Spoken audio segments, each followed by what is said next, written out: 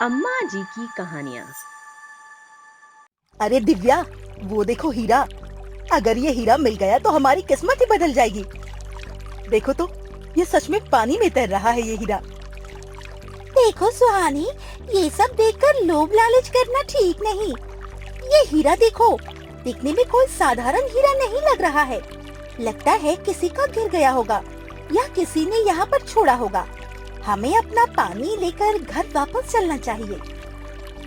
तुम भी ना दिव्या, हर छोटी मोटी बातों पर डर जाती हो। अरे मैं तो ये हीरा लेकर ही जाऊंगी। देखो, मैं तुम्हें कह रही हूँ, चलो। हमें ऐसा करना नहीं चाहिए और मुझे अब जाना चाहिए। मेरी माँ इंतजार कर रही होगी। दिव्या इतना कहकर अपने पानी का घड़ा लेकर वहाँ से चली जाती है और सुहानी अकेले उस हीरे को देखने लगती है। क्या करूँ, ये हीरा लूं या ना लूं?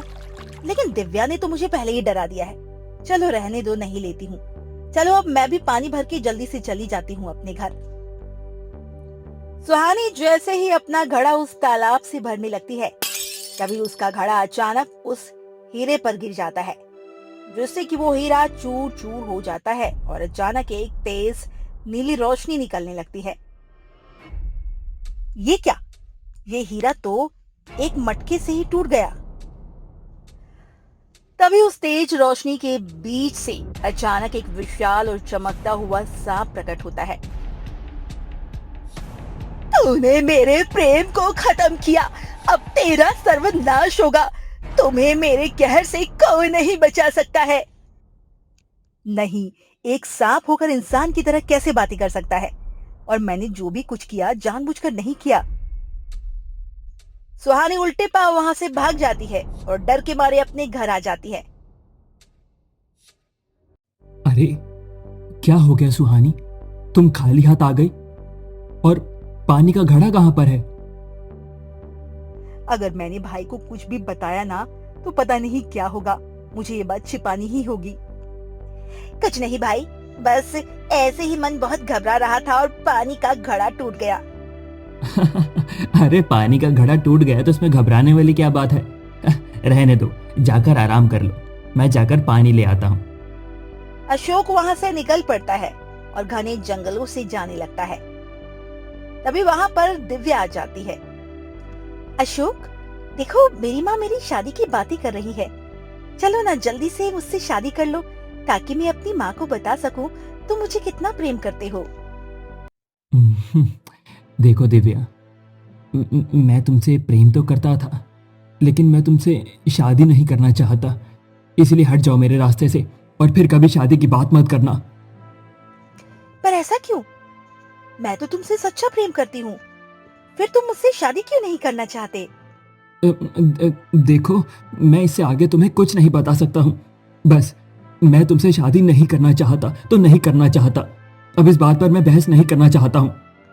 फिर अशोक आगे बढ़ जाता है और दिव्या वहीं खड़ी रह जाती है। ये क्या हो गया है इसे? ये मुझसे इतना प्रेम करता था और अब इसने मुझसे शादी करने से क्यों इनकार कर दिया? आखिर बात क्या है? दिव्या परेशान होकर रोती हुई वहां से चली जाती है। कई दिन बीत जाते हैं।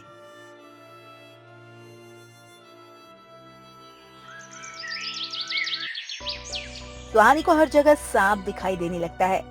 वो जैसे ही रात को सोती है, उसे सपने में भी सांप दिखाई देता है। क्या हो गया सुहानी? तुम इतना डर क्यों गई? कुछ नहीं, बस बुरा सपना देख लिया था। कितनी बारी कहा है कि सोते वक्त थोड़े अच्छे अच्छे ख्याल लेकर सोया करो। अब सो जाओ। सुहानी जैसे तैसे सो जाती है और धीरे धीरे वक्त बीतता है। अशोक एक बेहद ही खूबसूरत लड़की से शादी कर लेता है।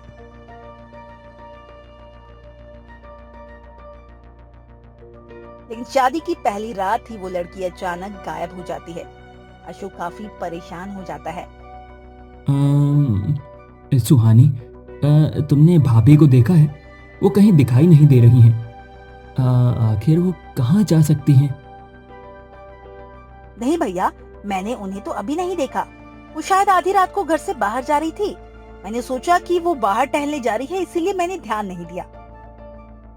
तुम पागल हो गया सुहानी? तुम्हें मुझे जगाना चाहिए था ना। पता नहीं, अब पता नहीं वो कहाँ चली गई होंगी। मुझे उसे ढूंढना ही होगा। अशोक वहां से निकल पड़ता है और हर जगह अपनी पत्नी की तलाश करता है, और वो कहीं नहीं मिलती। ऐसे ही कई दिन बीत जाते हैं और अशोक भी घर वापस नहीं लौटता। सुहानी बहुत परेशान हो जाती है। कई दिन बीत गए, ना ही भैया का कोई पता है और ना ही भाभी का। अब मुझे ही उन दोनों की तलाश में निकलना होगा। फिर सुहानी घर से निकल पड़ती है और घने जंगल से होकर जा रही होती है कि तभी रास्ते में उसे वही तालाब वाला सांप दिख जाता है। अरे, ये तो वही सांप है, मुझे यहाँ से भागना चाहिए। फिर सुहानी भागने की कोशिश करती है पर वो सांप उसे काट लेता है। नहीं, ये क्या हुआ? तुमने मुझे क्यों काटा? ये कहकर सांप वहां से गायब हो जाता है। सुहानी दर्द से कराहने लगती है, तड़पने लगती है। ये कोई साधारण सांप नहीं है, जरूर इसके पीछे कोई गहरा रहस्य है। मुझे दिव्या से मदद लेनी होगी। सुहानी भागकर दिव्या के पास जाती है और सुहानी की हालत देख दिव्या काफी घबरा जाती है। सुहानी, तुम इतनी परेशान क्यों लग रही हो? क्या हुआ है? दिव्या, मैं तुमसे कैसे मदद मांगू? मुझे तो शर्म आ रही है। मेरे भैया ने तुम्हें ठुकरा दिया, लेकिन क्या करूं, मेरे पास और कोई रास्ता भी नहीं बचा है। सुहानी रोते हुए दिव्या को सारी बात बता देती है। दिव्या की आंखों में चिंता साफ दिखाई देती है। ये तो बहुत ही बड़ी बात हो गई सुहानी। आखिर तुम्हारे भाई और भाभी कहाँ जा सकते हैं? और वो सांप तुम्हारे पीछे क्यों पड़ा है? खैर, मैं तुमसे वादा करती हूँ, मैं तुम्हारे भाई और भाभी दोनों को सही सलामत निकालूंगी। तुम्हें सांप ने काटा है, तुम जल्दी से वैद्य जी के पास जाओ और औषधि लगवाओ। मैं उन्हें ढूंढने के लिए जाती हूँ। अपना ध्यान रखना दिव्या, मुझे भी तुम्हारी फिक्र लगी रहेगी। फिक्र मत करो, मैं उन सबके साथ ही लौटूंगी। फिर दिव्या वहां से निकल पड़ती है। वो हर जगह तलाश करती है पर उसे अशोक और उसकी पत्नी का कोई पता नहीं चलता। तभी वो थोड़ा आगे जाती है, जहाँ उसे एक साधु महाराज मिलते हैं। अरे, ये तो साधु महाराज है, मुझे इनके पास ही जाना चाहिए। शायद यही मुझे आगे का रास्ता दिखा सके। फिर दिव्या परेशान होकर साधु महाराज के पास पहुंचती है। आओ पुत्री, आओ, बताओ तुम्हारा यहाँ कैसे आना हुआ? दिव्या साधु महाराज को शुरू से अंत तक सारी बात विस्तार से बता देती है।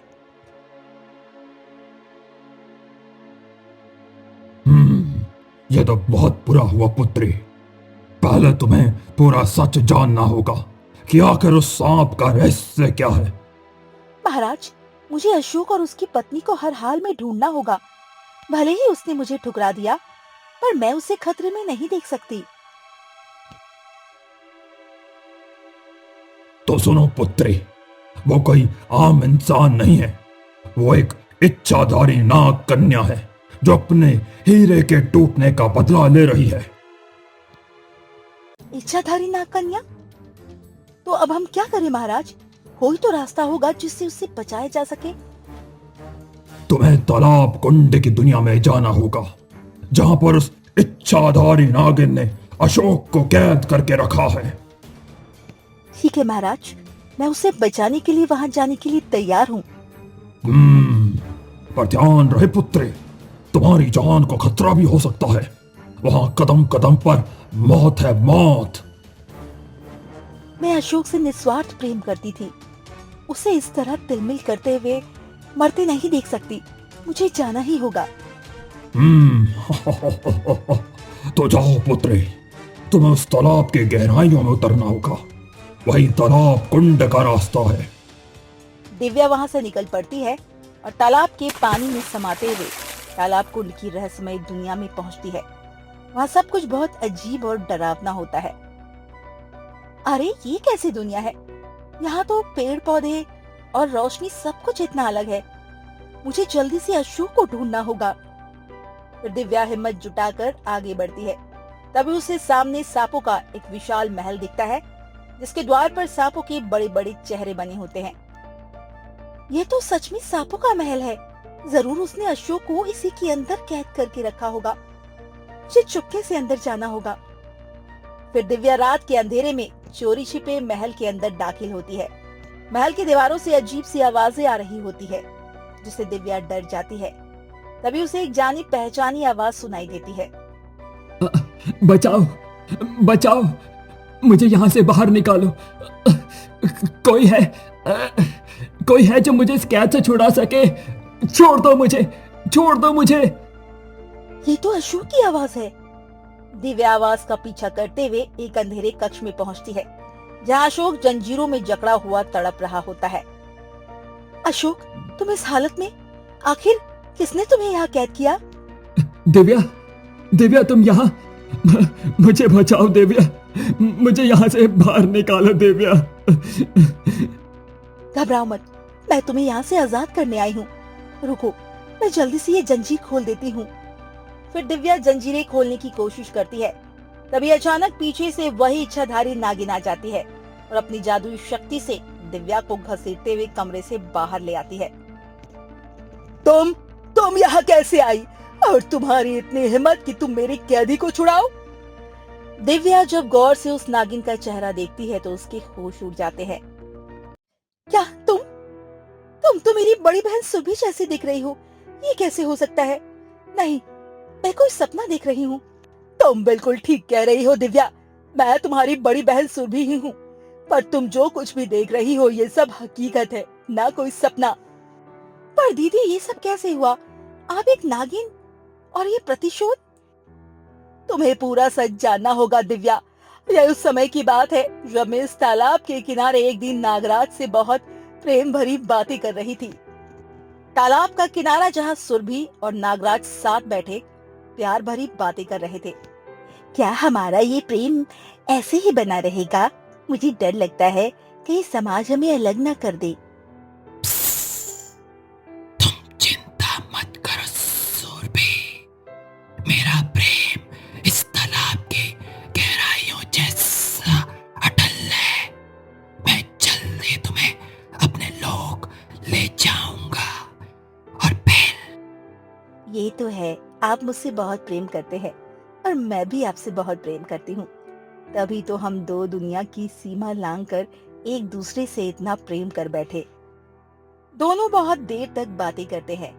उसके बाद नागराज मुस्कुराकर वापस तालाब में चला जाता है और सुरभि खुशी खुशी घर लौट रही होती है।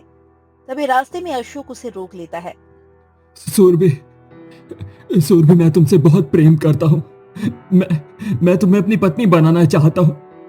क्या तुम मुझसे विवाह करोगी? देखो अशोक, मैं तुम्हें अपना मित्र मानती हूँ, पर मैं किसी और से प्रेम करती हूँ। मेरा हृदय नागराज का है, इसीलिए मैं तुमसे विवाह नहीं कर सकती। इसीलिए हट जाओ मेरे रास्ते से। फिर सुरभि वहां से चली जाती है, पर अशोक गुस्से में आग बबूला हो जाता है।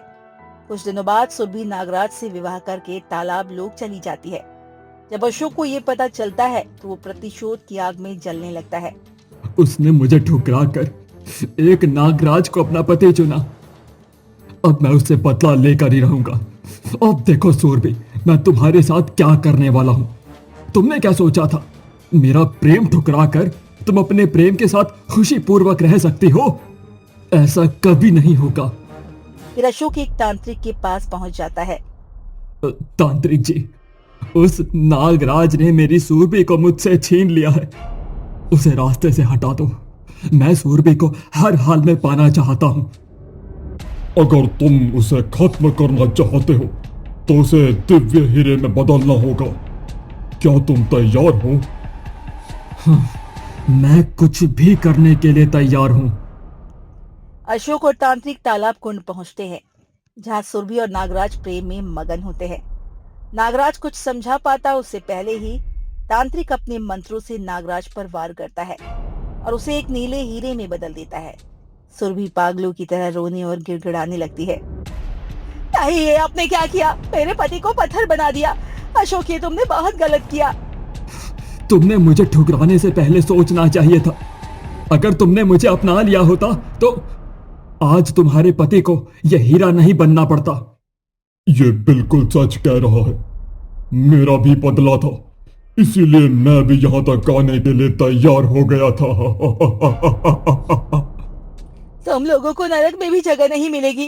मेरे पति को ठीक करो। तांत्रिक जी, इसे भी नाग कन्या में बदल दो। इसने मुझे ठुकराया था ना, तो अब इसे धरती पर रहने का कोई अधिकार नहीं है। सुरभि रोती रह जाती है और तांत्रिक अपने मंत्रों से उसे नाग कन्या बना देता है। अशोक और तांत्रिक वहां से चले जाते हैं। ये क्या, उसने मुझे नाग कन्या बना दिया। अब मैं धरती लोक भी कैसे जाऊं और आपको भी कैसे ठीक करूं? मुझे कुछ समझ नहीं आ रहा। हे ऊपर वाले, ये कैसा कहर बरसा रहे हो मेरे ऊपर। फिर सुरभि रोने लगती है। तभी उस नीले हीरे से नागराज की आवाज आती है। सुरभि, तुम घबराओ मत। तुम मुझे तालाब के बाहर पूरे 21 दिनों तक सुरक्षित रखो। मैं अपनी शक्तियों की मदद से फिर से अपने असली रूप में आ जाऊंगा। क्या सच में ठीक है? मैं बहुत खुश हूँ। मैं आपकी रक्षा करूंगी। लेकिन दिव्या, उन दोनों भाई बहन को इतने पर भी संतुष्टि नहीं हुई। आधी रात को सुहानी ने मेरा वो हीरा जो मेरे पति थे उन्हें चुरा लिया और वहां एक नकली हीरा रख दिया। उसने मेरी आंखों के सामने उस पत्थर को घड़े से फोड़ दिया। तुम ही बताओ दिव्या, मैं उसे कैसे छोड़ देती? तुम तो मेरी बहन हो, मेरी तकलीफ समझ सकती हो। तभी वहां बिखरे हुए हीरे के टुकड़ों से बदले की आवाजें आने लगती है। सुरभि, मुझे बदला चाहिए। उसे जान से मारो। मैं उससे जिंदा नहीं देखना चाहता हूँ। मार दो उससे। दीदी, जो होना था सो हो गया। अब आप इसे जाने दो, इसे छोड़ दो। ठीक है, अगर तुम यही चाहती हो तो मैं उसे आजाद करने के लिए तैयार हूँ। अगर इससे नफरत खत्म हो सकती है तो। सुरभि का दिल पसीज जाता है और वो अशोक को जंजीरों से आजाद कर देती है। मुझे माफ कर दो सुरभि। मैंने ईर्ष्या और जिद में आकर बहुत बड़ा पाप किया है। मुझे अपनी गलती का एहसास है। मुझे माफ कर दो। लेकिन जैसे ही अशोक आजाद होता है, उसके मन का जहर फिर जाग उठता है। वो पास पड़ी एक नुकीली पत्थर उठाकर नागकन्या सुरभि को मारने के लिए आगे बढ़ता है। अशोक जैसे ही वार करता है, दिव्या चीखते हुए सुरभि को बचाने के लिए बीच में आ जाती है और अशोक का वार सीधे दिव्या के सीने में जा लगता है। दिव्या जमीन पर गिर पड़ती है और तड़पने लगती है। अपनी ही बहन को मरता देख नागिन सुरभि का गुस्सा 7वें आसमान पर पहुंच जाता है। अशोक, तू कभी नहीं सुधरेगा। तूने मेरी खुशियां छीनी और आज दिव्या पर वार कर दिया। अब तेरा अंत निश्चित है। गुस्से में पागल होकर नागिन सुरभि अशोक पर जोरदार वार करती है और उसे वही ढेर कर देती है। अशोक के मरते ही उन बिखरे हुए हीरो के टुकड़े से एक दिव्य आवाज गूंजती है। सुरभि, दिव्या की सांसें उखड़ रही है। अगर तुम चाहो तो अपनी बहन को बचा सकती हो, लेकिन इसके लिए तुम्हें मेरी आहुति देनी होगी। अगर तुम इन टुकड़ों को विसर्जित कर दोगे तो दिव्या जीवित हो जाएगी, पर मैं हमेशा के लिए खत्म हो जाऊंगा। नहीं, ऐसा मत कहिए। आप मेरे पति हैं। मैं तो इतने वर्षों से आपके ठीक होने का इंतजार कर रही थी। मैं आपको खोने की कल्पना भी नहीं कर सकती। दीदी, मेरी बात मानिए। मेरे लिए अपनी खुशियों की कुर्बानी मत दीजिए। मेरा समय अब पूरा हो गया है। आप और नागराज साथ रहिए। नहीं दिव्या, तूने मेरे लिए अपनी जान दांव पर लगा दी। एक तरफ मेरा प्रेम है और दूसरी तरफ मेरी बहन का त्याग। सुरभि की आंखों से आंसू गिर रहे थे, फिर भी उन हीरो के टुकड़ों को अपनी शक्ति से पूरी तरह खत्म कर देती है। जैसे ही हीरा पूरी तरह विलीन होता है, दिव्या के घाव भरने लगते हैं और वो उठकर बैठ जाती है। उसी पल सुरभि का नागिन रूप भी खत्म हो जाता है और वो एक साधारण कन्या बन जाती है। अब सब खत्म हो गया है दिव्या। ना वो नागलोक रहा, ना मेरा प्रतिशोध। दीदी, आपने ये क्या किया? आपने अपने प्रेम को हमेशा के लिए खो दिया। प्रेम का अर्थ ही त्याग है दिव्या। तू जीवित है, मेरे लिए सबसे बड़ी तसल्ली है।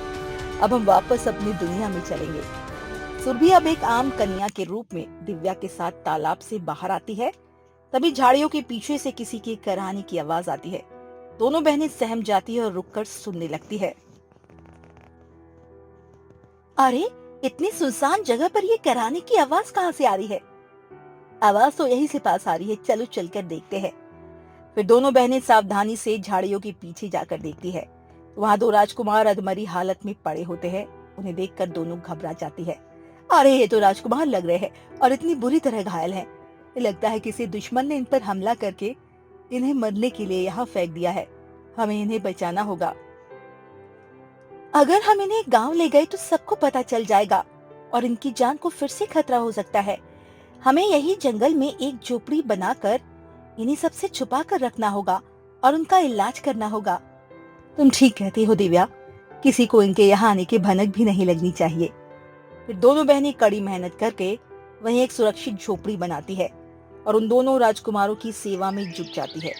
धीरे धीरे 15 दिन बीत जाते हैं और अपनी देखभाल और जड़ी बूटियों के असर से दोनों राजकुमार स्वस्थ होने लगते हैं। एक सुबह बड़ा राजकुमार अपनी आंखें खोलता है। मैं कहाँ हूँ? ये कौन सी जगह है और तुम दोनों कौन हो? आप सुरक्षित है। मेरा नाम सुरभि है और ये मेरी बहन दिव्या है।